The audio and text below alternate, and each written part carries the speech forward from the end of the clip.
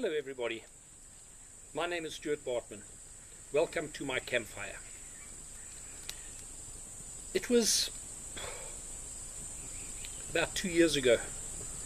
We'd gone for a visit to an island in the Okavango Delta, myself and a young lad called Dean, who was working for us up here at the time.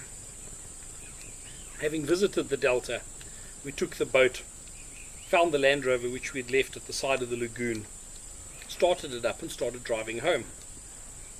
After a short distance, Dean says to me, "Look, there's lion."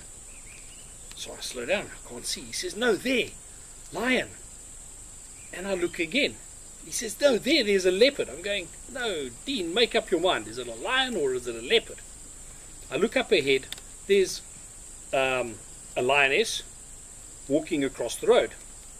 So I kick the Land Rover into neutral and just let it run to a standstill, switch the engine off, and we watch the happenings. The leopard, which he thought he saw, was a cheetah behind a termite mound, which was intently watching a group of zebra and wildebeest to the left of us. Both of them had young.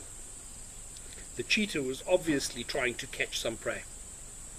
Within a short period of time, the lioness had seen the cheetah at this termite mound and started creeping up on the cheetah.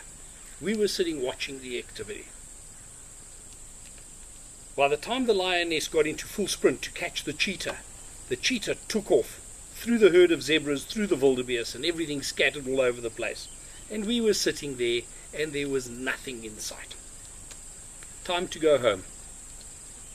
I turned the key on the Land Rover and there was nothing.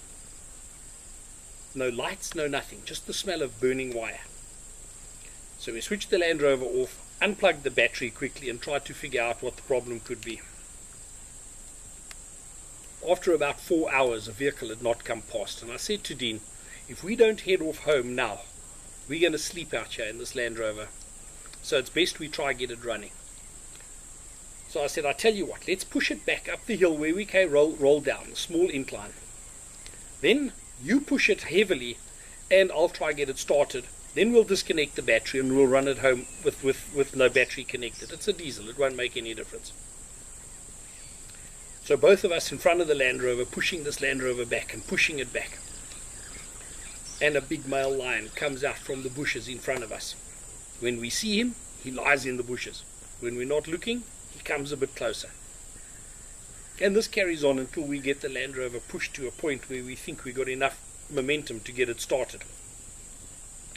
Dean, being younger and stronger than me, he gets to push the Land Rover. I sit inside and drive. And off we go. And as the Land Rover's getting started, and as I feel the diesel start taking, there goes Dean, past the front of the Land Rover, disappearing up the road ahead of me. So I put my foot out, and I drive next to him, and I said, "And now? What's going on?" He says, "Look behind." This big male lion had figured that's easy prey, and was coming after him down the road. We didn't have time to stop. I said to him, "Jump on the bonnet," which he did, and off we went for a short distance before we could stop the Land Rover, get Dean off the bonnet of the Land Rover and in the Land Rover, and on our way home. The problem now is that we had no opportunity to stop and start this car again. This engine running, it was a one run all the way home. Battery disconnected, we were not going to switch off this engine. As luck would have it, we found ourselves amongst a huge herd of elephant, and we stopped.